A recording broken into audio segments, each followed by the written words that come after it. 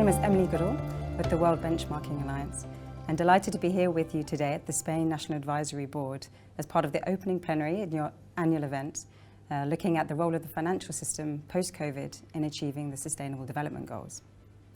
We sit at an extraordinary moment in time.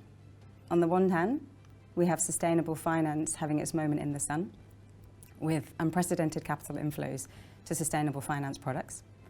On the other hand, the latest UN Sustainable Development Goals progress report indicates that they are sliding further from reach from 2030. We see rising inequality, we see GHG emissions bouncing back despite the pandemic, and the delicate planetary ecosystem on which we all rely is under threat. So in the light of this, many are questioning what contribution the financial system to people and planet.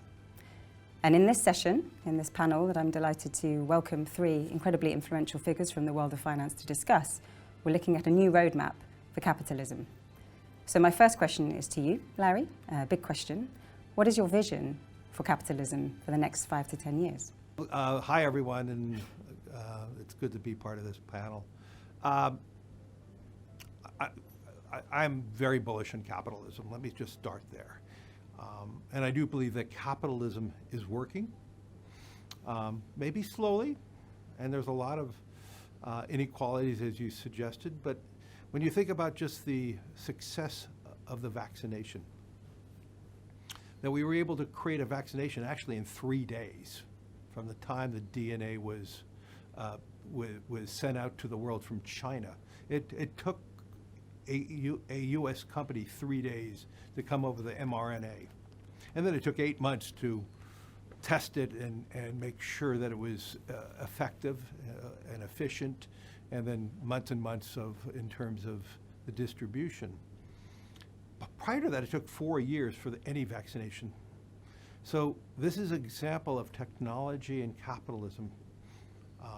And so when the world comes together, we do solve solutions. And I could use that metaphor. I do believe that metaphor is apropos for sustainability, that capitalism is understanding that climate risk is investment risk. And we are seeing a profound change by many, many leaders in business. We're not seeing a profound change in all of society. There lie some fundamental issues. But the question of where capitalism will be in 10 years, I think innovation is from capitalism. Entrepreneurship is a form of capitalism, and I do believe that will carry much of the great successes. The issue we have in the world today, though, is we need to blend that form of capitalism and the whole need of society, making sure it represents all of society. And that's the fundamental issues right now. One of the big things that I see related to capitalism today, or success, scale and companies that are truly believers in stakeholderism. These companies are getting larger and larger and larger. Clients are using more share of their wallet to these companies. And in every industry that we are witnessing, the better are getting better and the worse are getting worse. And if you think about our own preferences, how we consume today, we're consuming with fewer companies, we're living with items from fewer different organizations, and this is happening worldwide. And this is the issue that we have. We have this truly uneven component in society now, and that's going to be the big issue. We are building great companies worldwide that are doing more and more for their clients. At the same time, we're seeing it's harder and harder for small companies to compete in that environment. And the key is obviously jobs, and jobs that are just and fair, and that's going to be the big issue. But if from the lens of what I see in America right now, we had companies now announce a significant raise in minimum wages. You're starting to see that. This is about conscious capitalism. This is about stakeholder capitalism. And I do believe we're seeing more and more of society asking more and more to companies. The unevenness, though, is we're asking only public companies to do these changes. We're not asking private companies. when it gets to climate change and climate risk, are we only going to ask public companies to make these changes to report under, let's say, TCFD, or are we going to ask all of society? These are some of the objectives that I worry about. And I worry about that the unevenness is because we're only asking segments of society to make the changes, not all. Thank you, Larry. So we heard about the importance of both private and public there. Gonzalo Cortázar, I'd like to come to you now with a similar question on your vision for capitalism in 5 to 10 years. Maybe you can speak also to that public and private dimension. Well, thank you, Emily. And well, I'm happy to hear Larry's optimistic view, which I share. I think we are going to have a form of capitalism for hopefully a long time. It's proved itself as a good system, or if you want to see the glass half empty, at least the least bad of the economic systems we've seen. Certainly, we have to learn from alternatives that have not worked in the past. No, but I do think that it needs to change and adapt. And in a way, this is what Larry is mentioning when we talk about a stakeholder capitalism. This is fundamental. If capitalism does not change, we are going to end up with a different planet, a planet that we do not like. And because in the past, capitalism has not included this dimension. We've been good at maximizing profits, maybe minimizing risk when we can, but we thought that there was out there some sort of infinite natural resource that cannot be depleted. And the reality is now we know, and it's pretty obvious, that it is being depleted. We need to incorporate that into the equation to make sure that capitalism survives. No? I'm optimistic because clearly the agenda is completely different now. The priorities that CEOs globally have, sort of ESG, over the last 3 days I have had at least 4 different discussions around ESG in various forms. No? It looks, and we are in the middle of integrating a big organization, in the middle of a domestic merger. So to think that even while we have so many other things, this is still so important, it means a lot. So I think priorities, the agenda, obviously financial markets have evolved. The ESG investment is really something extraordinary when you look at where we were 5, 10 years ago. But we also need to be conscious that actual behaviors have not changed that much. You were saying it at the beginning, that we are not making that much progress on SDGs. No? So we need to make sure that we acknowledge this is a long-term process, and we need to actually step up and convert into actions what we're doing.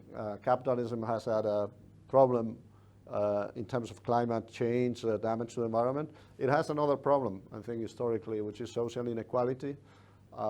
It's pretty obvious that we have not made a lot of progress on this one, and while damage to the environment is someone where everyone is at stake, because everyone realizes that we cannot live in a planet that does not have the right conditions to live.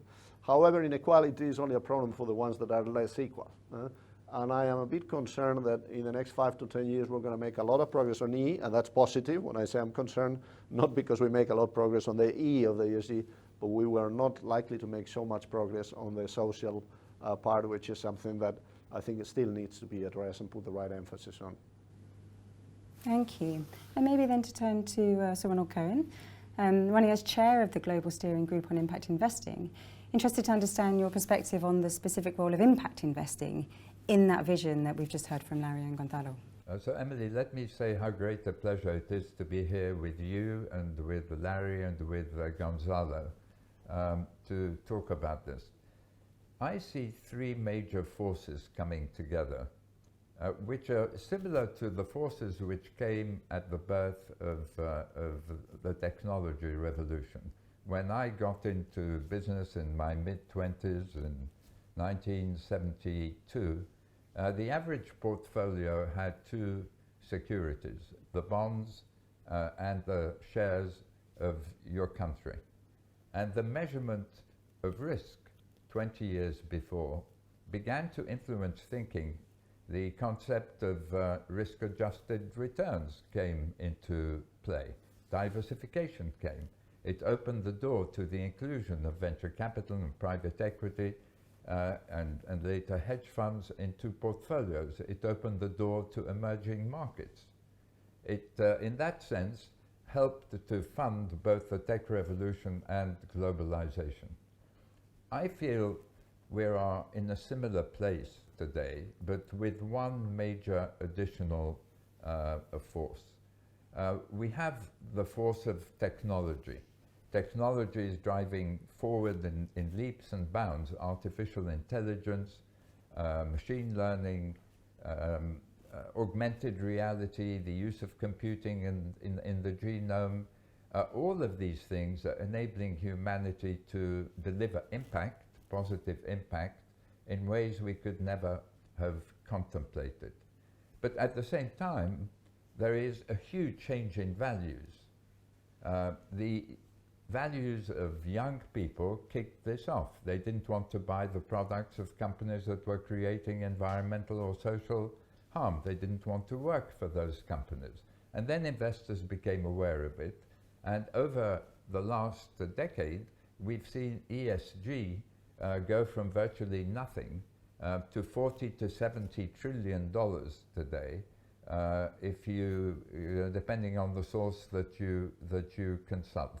So that is a second major force. But the third major force, which is reshaping capitalism, in my humble opinion, is transparency on the impacts created by companies. Because the ability of our generation to use computing power to measure the impacts of companies and translate them into dollar terms, that is going to change the rules of the game for investors and for business. So an effort that I'm proud to chair at Harvard Business School, the Impact Weighted Accounts Initiative, which Gonzalo and I have chatted about before, is showing that ESG impact accounting is totally feasible. We can look at thousands of companies and we can see that in the case of their operational impact, out of 1,800, 250 are delivering more damage in dollar terms than they're making in profit. We can see a correlation between the companies that are polluting more and lower stock market valuations relative to their competitors. That's the force which is changing capitalism. And so in that sense, Emily, by bringing this impact accounting transparency to ESG, we turn it into impact investment, because the definition of impact investment is to unite the intention to create impact with the measurement of the impact created.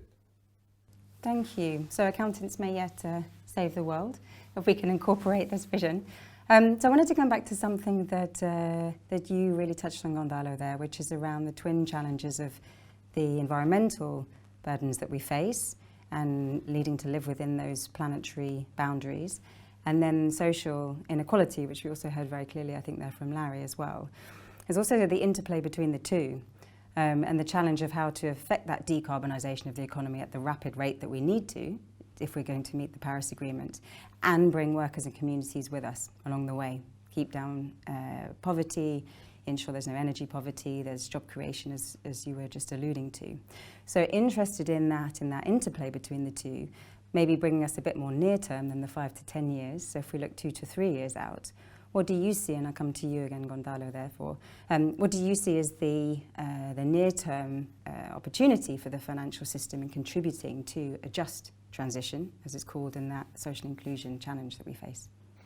Well, the good news is that it's a very big opportunity, certainly, and I'm going to focus especially on banks, as we run a broad organization with asset management and insurance, but other people much more qualified than I on this call to discuss that. But as a bank, everybody knows we tend to be at the center of the economy. We're, the circulatory system. We channel funds through lending into productive investments, hopefully productive investments. Now, in order to accelerate this transition, it's obvious that we can play a pivotal role. And I think everyone is understood this now, both outside the banking system and inside the banking system. And I also think it's a good thing. I think it's the right thing for banks to do, and it provides us with an opportunity to show to the society in general that we are good citizens. But there's a lot of responsibility also on us.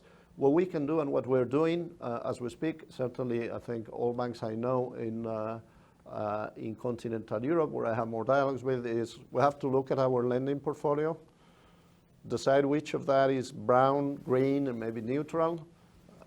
That's not easy, and it's all discussions about taxonomy, etc., that are very important, and there's different views, different banks, different countries on what is one thing or the other. We need to agree on that. Or we have a look at what we have, then we need to establish a target. Where do we want to be? We have recently signed a large group of banks, over 40 banks, the Net Zero Banking Alliance a few weeks ago. We're putting a sort of long-term target, 2050 net zero. Obviously, we're net zero as a bank on scope 1 and 2, but we're looking at scope 3. What is the impact of our lending on CO2? And then decide how do we get there, no? And at what speed? We cannot leave everything for 2049, obviously. That means we are changing our credit policies, we're changing our credit decisions, and we need to set a path, communicate it, and actually deliver on that front. And this is not just about well, let's say I'm not going to lend to fossil fuels, companies operating today, I'm going to lend only to renewables. Actually, there are a lot of great companies that may be in the oil industry now that are actually very committed to do this transition. And hence, we can also get to be net zero by keeping clients where we incentivize them through innovative financial structures to make sure that they comply with targets or even exceed those targets that are sort of KPIs related to sustainability. No? And that is, I think, that is already obviously quite apparent, but I think very important. And then we need one critical help, which is from the public sector, at least in two ways. One is they can really act as a catalyst to private sector money. And one example is the Next Generation EU funds. In Spain, we're supposed to receive, or we're going to receive, up to 140 billion, which is a lot of money for Spain, 11% or so of GDP. A large share of this is going to the energy transition. Now, private banks can obviously have a multiplier effect on this money that is coming from, in this case, from the EU, to make sure that the impact is actually much larger. So developing the kind of blended financial structures that we can do together with the public sector, and why not with philanthropists, working all together is, I think, something that is very important. And finally, just one brief word. Ronnie was talking about metrics and impact. This is absolutely critical. All financial institutions are going to be claiming they're doing the right thing from an ESG point of view. We need to make sure that actually we have a consistent, not just metric and disclosure, but a consistent standard, and obviously appropriate supervision of these standards, so that banks can really compare what they are doing between each other, and society can really judge on that effort. Thank you. And I'll turn then to Larry, maybe more from the asset management perspective, if you could speak to that. In understanding the vision that you outlined, BlackRock has made some big commitments in relation to climate, but wondering in relation to the just transition and social inclusion challenges that we're facing, what do you see as the contribution of asset management industry in the next 2 to 3 years? Well, I think the asset management industry is as important as ever in terms of this transition. The asset management industry is in the nexus between the owners of capital and the corporations that are running the world. And we have to play that role in terms of the education of the owners of the capital and trying to help them design portfolios and help them understand why, let's say, climate risk is investment risk, but importantly also, how do we move forward related to transition? So we are trying to tell the asset owners, transition is not a risk, transition is an opportunity. And so we have to be working with them and where to put their capital, what are the opportunities. At the same time, we play this really important role in representing these asset owners in terms of how we vote, and how we vote on behalf as a fiduciary of the asset owners. And what I try to remind everybody, it's not our money. We have to be a fiduciary to the owners of capital. And then, so we have to then be working with all the corporations that we own on behalf of the asset owners, and then plotting helping all the corporations to move forward. And it's a very delicate task. I don't want to suggest it's easy. 2 steps forward, 1 step backwards, and many things, but it's a process. And the beauty of finance, and this is something in Ronnie's career, my career, Gonzalo's career, one of the most beautiful things about finance is when finance understands a problem, we bring that problem forward. And what we are seeing now in the global capital markets, that problem is believed throughout the capital markets today. And we're seeing the asset owners moving more capital, as you framed the original question. The capital is being moved more into more sustainable types of products and investments. And I would just tell you in the last 15, 16 months, we have seen a dramatic transformation from management teams and their boards in terms of how they're moving forward. And so the asset owners is playing that really pivotal role in trying to move both sides. We don't do it perfectly. I can tell you, my firm doesn't do it perfectly. BlackRock doesn't do it perfectly. We try to move forward. We try to push the companies forward on this, and we try to educate. The companies. Let me be clear, though, because of the fiduciary standard rule that we have to live under in the United States, we are investing as capitalists. We can't invest as environmentalists. I personally am an environmentalist, but that doesn't matter. And the fiduciary standard rule says you must maximize return. That is the only standard of being a fiduciary, the maximization of return.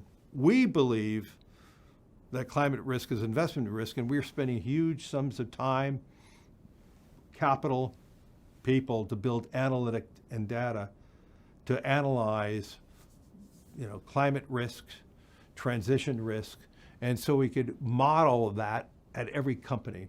Now, Gonzalo talked about this. We need a global taxonomy, that we could judge every company, that we could measure each company properly. And that is going to be the big issue. I hope out of the COP26, it's coming this fall in Glasgow, I hope that is going to be one of the major accomplishments of the world, agreeing on a taxonomy, that we could judge an Asian company to a US company to a European company and with the same metrics, and we could see how this is moving. And that's going to be critical. Right now we don't, and I'm telling you at this moment, just at this time, we are seeing a lot of fighting between Europeans and Americans right now. What standard to use, how to use it, what's better, and right now BlackRock's in the crossfire of all this standard stuff. But I need to say one more thing though. So everything we're talking about though is really for public companies. Now Gonzalo talked about the bank's loan portfolio and a lot of its private companies. And he mentioned scope 2 and scope 3 related to TCFD. The problem is, I do not believe it's going to work if they're going to ask Bank X and asset manager Y to be the watchdog of all the private companies.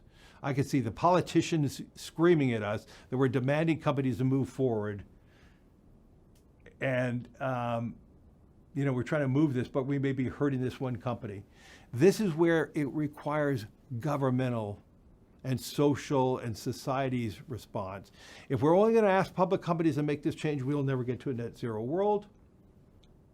It has to be government working with all sectors of society. It can't just be public companies and private equity could do it elsewhere. We've seen in Europe many hydrocarbon companies sell some of their worst hydrocarbons to private equity firms. The world's net zero doesn't change. That one public company looks good. It looks much better. So the question is, we have to ask society, do we really want to get to a net zero, or do we want just public companies to be net zero? And that is not answered properly. Right now, it's a lot of theatrics, to be blunt. I don't see long-termism coming from any governments related to this, but they're doing the easy thing of public companies. And the last thing is, you framed the question related to just transition. If we do not have strong long-term government policy, we could never get to a just transition. Because this transition is going to move jobs out of some industries into other ones. The problem is it may be timing differences, and more importantly, it may be from one region to another region, one country to another country, and there lies the fundamental problems. Politicians can't live with that uncertainty. And so there lies some of the big issues we have to really address right now. And then we have not spoken about the emerging world. The emerging world's in deep trouble. I want to talk about a global just transition.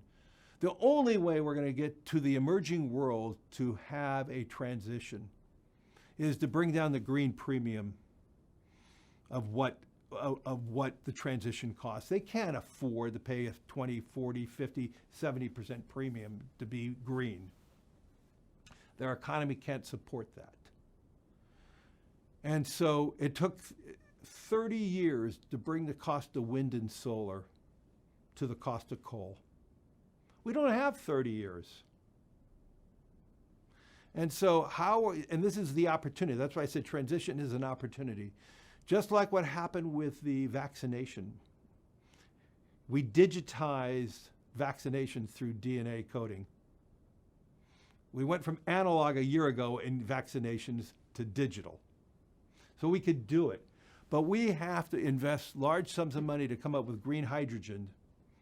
Green, cement and steel represents over 10% of the carbon footprint. And they're that's a lot. They're huge polluters that create those items to build. Agriculture creates 18% of the carbon footprint.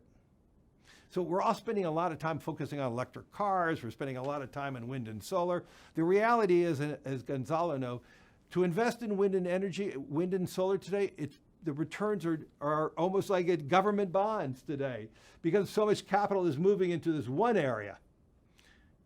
And so what we need to be doing is focusing on how to invest in new technologies, to bring the green premium down, to get the whole world to move forward, and to make it a just transition, not just in any specific country, but if we are globalists, which I am, we better need to find a way to make it a just transition for the entire world.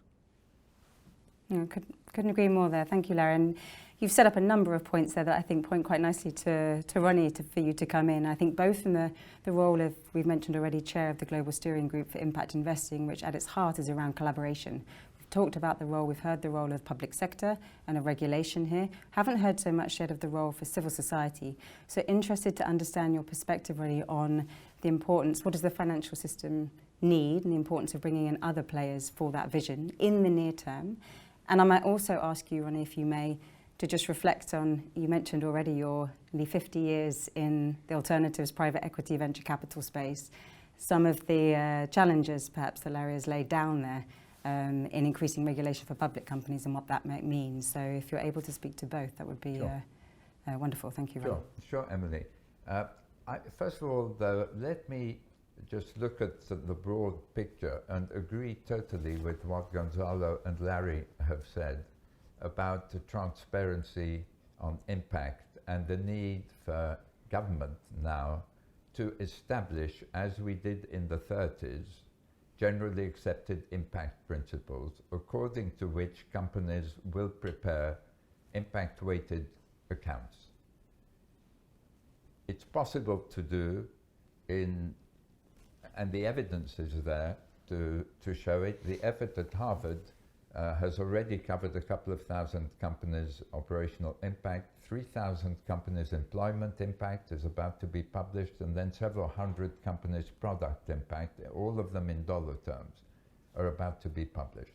So it can be done. Now, if it took us 4 years after the crash of 1929 to get to the securities regulation that introduced GAAP and accounting, surely in our day and age we can do that at a similar speed. That would suggest that within the next 3 years or so, governments will come to mandate the publication by companies of impact-weighted accounts. It will take us some time to establish these accounting principles, but time is short, as Larry was saying. And we don't have the luxury of perfecting a system. We have to start with a system that can deliver already the ability to discriminate between companies which are doing a good job of optimizing risk, return and impact, as I would put it, and those that are not.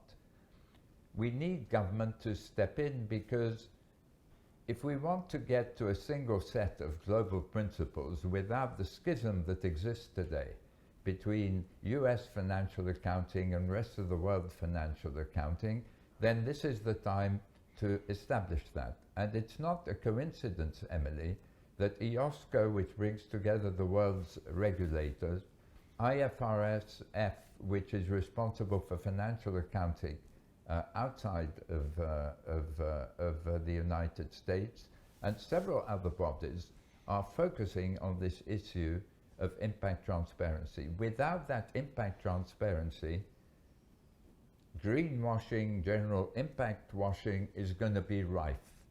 And we run the risk of discrediting this whole effort to change our system so that companies and investors are able to bring solutions alongside government, rather than, in their pursuit of profit, creating problems which governments have to tax us all in order to try to solve them. Now, this revolution, which I call the impact revolution, has already started to change financial markets. If you look at sustainable bonds, they're already a $1.5 trillion pool. Many of them are becoming pay for success. There was a recent NL $4 billion bond issue where the rate of interest depends on achieving certain environmental targets. Novartis issued a 1.8 billion euro bond where its rate of interest falls if its drugs reach vulnerable populations. Pay for success, the optimization of risk, return and impact, is what is going to characterize the new shape of capitalism. It has deep implications for civil society. For the first time, pay for success enables non-profit organizations to raise capital as a business does. If a non-profit can show that it can deliver real results in homelessness, or in dropout rates from school, or improved attainment levels in education, in preventing pre-diabetics from becoming diabetics, a whole host of social issues, then we have the ability to attract very significant amounts of capital, because you're talking here of an uncorrelated asset class where your return depends on the social improvement, and where your returns can be between 5 and 10% a year. I'm thinking of the area of pay for success, such as we've discussed, but also of social and development impact bonds. So a revolution is going to take place in philanthropy. We're also seeing foundations now beginning to align their endowments with their mission. Up until very recently, until the Fourth Foundation, just 4 years ago, I think, decided to allocate $1 billion out of its endowment to impact, which includes ESG in their case, then everybody, and I sat on the boards of major endowments, everybody defended ferociously the ability to make money however you want with 95% of your capital, and then spending 5% to try to remedy some of the harm you've created, right? So civil society has the opportunity now, and I think we're going to see social entrepreneurs seizing it, to really begin to use these new sources of financing effectively. Now, with regard to the venture capital and private equity industry, as Larry, I think, mentioned, we started out measuring the impact of investments in the private asset classes, in private equity and venture capital. Bridges, which I was involved in co-founding in 2002, sought to do that. it was easier. The companies were smaller, they were single product companies. You didn't have to cope with the complexity of a Nestle or a Unilever or a Procter and Gamble. But the private equity industry is still in the early stage of understanding this. You see some of the top names, including my own firm, Apax, launching impact funds. But if you speak to those who are launching them, you'll see that they believe that that's the beacon to the future. That just within this decade, all their funds are going to be optimizing risk-return impact, because very simply put, it's a better way of delivering returns and of doing business. You have to be out of your mind today to invest in a company that is polluting very heavily, right? You know that it's likely to get regulated or taxed, and that it'll find it difficult to attract talent. So it's already beginning, and you see the price of ExxonMobil falling by 2/3 over 3 years, and you see the price of Tesla multiplying 3 times over 1 year.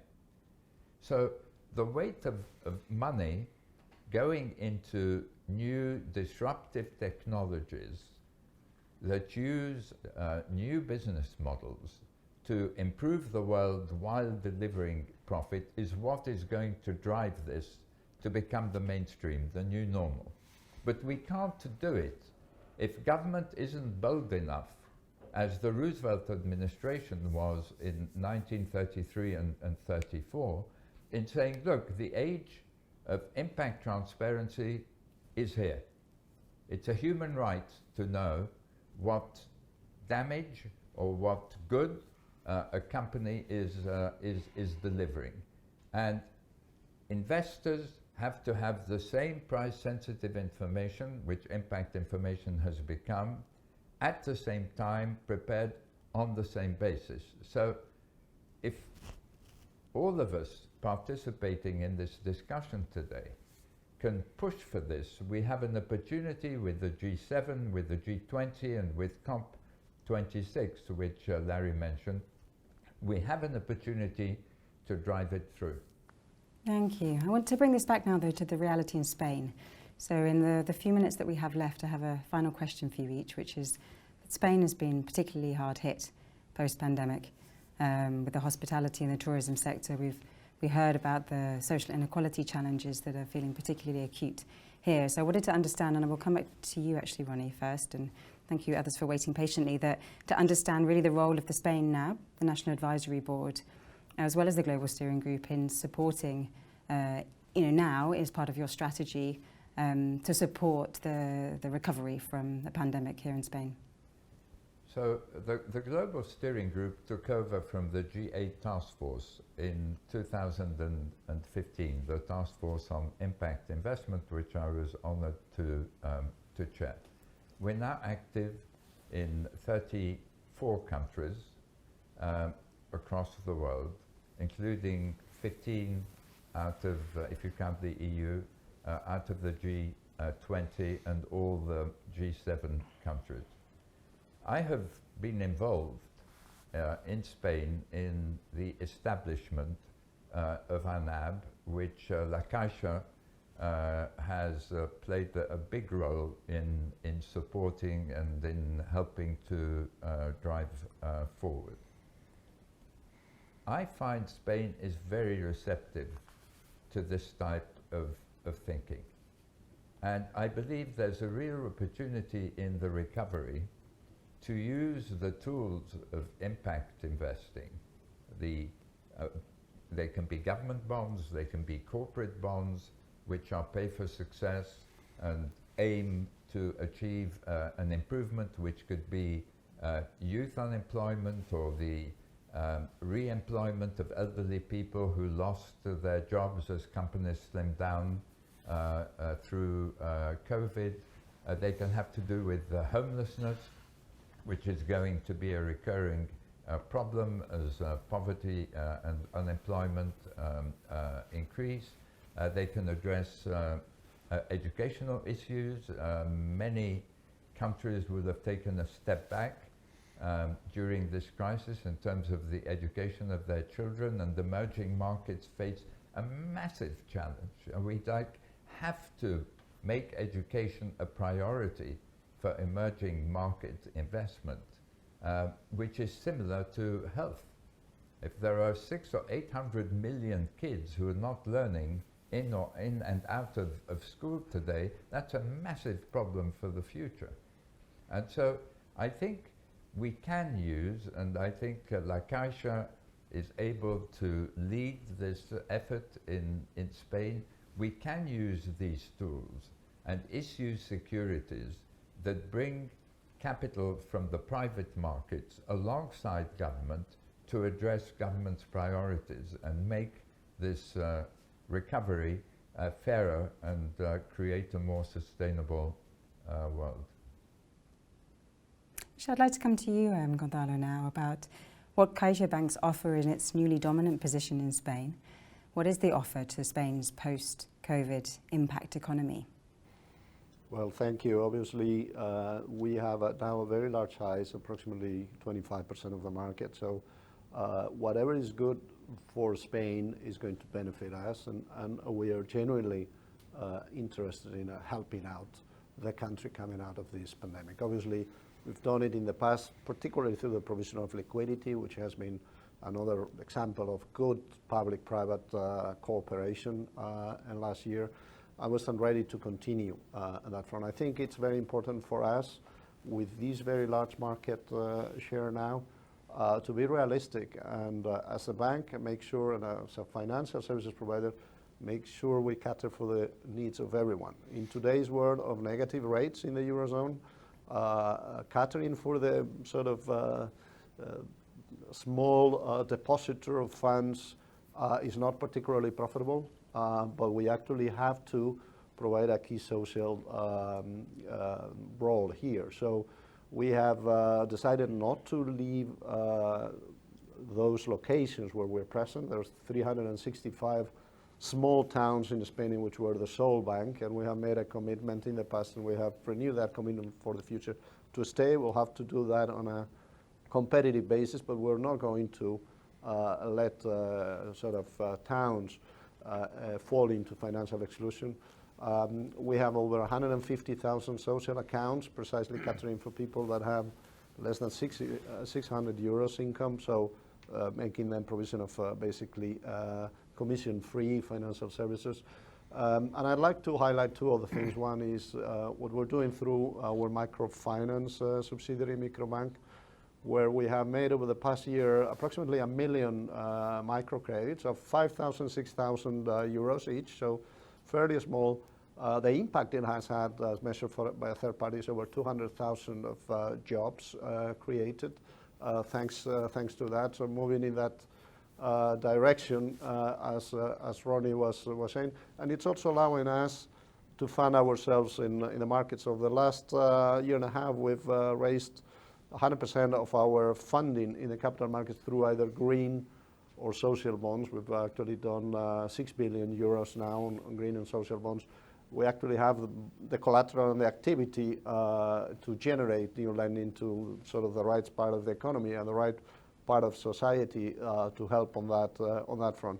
So we're going to be very keen in supporting the economy and certainly doing our best. We'll make mistakes from time to time. We're not perfect, but certainly the intent is to be very active. And we are reasonably optimistic that Spain actually is going to come into a period of a strong recovery over the next year and a half. Wonderful. Thank you. So my final question to you, Larry. What are the specific actions that BlackRock will be taking in your contribution? You mentioned very heavily the intermediary role that you play and that delicate dance to be played. So what specific actions can you take as BlackRock to contribute to a just and inclusive economy? Well, I would say we've been consistent in our 32 years of being a firm of focusing on long-termism. We are not shy in having a voice for long-termism and a voice of our clients. I would say too many business leaders don't want a voice, and they're not speaking up. I believe by having a loud voice on stakeholder capitalism, focusing on our employees, making sure we are focusing on all our clients, making sure we are local in every community we ever work. We're Spanish in Spain, we're Mexican in Mexico, we're American in America, we're Japanese in Japan, making sure we connect in every society where we work and provide a social difference. That is our responsibility and our role. 2/3 of the assets we manage are retirement assets. So we manage approximately $6 trillion of retirement assets. That's a huge responsibility. And retirement is not about the tick-tock of the day. Markets go up and down. It's not about the moment. It is a long journey. It's a 30-plus year journey for people now, especially with longevity. And this is what we are trying to have a voice about this and try to build this. And we're now incorporating things like sustainability in this long-term journey. We're spending a great deal of time in the United States related to social issues and DEI issues of more diversity and inclusion and equity for more people. We have an enormous role and responsibility, and we have to earn it every day. And so that's have been our commitment to our society where we work. That is a commitment to all our employees, making sure that they believe in that. But it is a resounding commitment to all our clients. And our voice is heard from our clients by evidence of we're winning more share of wallet worldwide with our clients. That doesn't mean I don't have detractors. I have, every day we have somebody yelling at us, whether it's, the far right on some issue or the far left on another issue. And so we're not, and we're not perfect, as I said earlier today, but having a voice that resonates in our communities where we work, having a voice that resonates with our clients, gives us a profound ability to help shape the financial capital markets of the world. And that is our commitment to making sure that we are a voice of our long-term investors, that we are focusing with their needs as a fiduciary over a long journey. And through that is having a conversation and a voice with all the companies who we manage, who we own their equity on behalf of these asset owners. And we take that responsibility every moment of the day. And that's my commitment going forward, that we will continue to be that voice of investors, a voice of long-termism. Diversity and inclusion is a part of that. Environmental issues are part of that. And we have to play that role. And we have to move capitalism forward. And this is why I'm very constructive on capitalism. We are evolving. We may be slow at times, but we're evolving, we're changing. And I would say right now, public companies are moving faster than many parts of society, because society is not asking the same questions to so many other parts of society. And that, that's going to lead to not achieving our objective of a net zero world. And so, but back to what our job is every moment, is to serve these long-term savers, making sure that their financial futures are strong and that they can live in retirement with dignity. And that is the big crisis in the world that we don't talk about enough. There are too many individuals in even very strong developed countries that don't have enough retirement to live in retirement in dignity. And so, these are just big responsibilities, and and we take it very seriously. Thank you. So many challenges, but also many opportunities we've heard as part of this conversation. Vive l'impact révolution, I think we're hearing from Ronnie. Let's hope, he's hoping indeed, that the financial industry can move just as fast, if not faster, than public companies in the acceleration of the change that is required, so that we're all fit for the future that lies ahead. But thank you very much, gentlemen, for your contributions today, and looking forward very much to seeing those visions become reality. Thank you. Thank you. Thank you. Thank you. Hope we're good on time still. Thank you very much for staying with us there through the challenges. It worked out very well in the end. Thank you. Yeah, it did. Thank you, everyone. I'm late to my next meeting, but that's okay. I enjoyed this. Thank you, Larry. I realize, Thank you. we're a little over, so thank you for staying on. Bye-bye. Thank you. Bye. Bye-bye.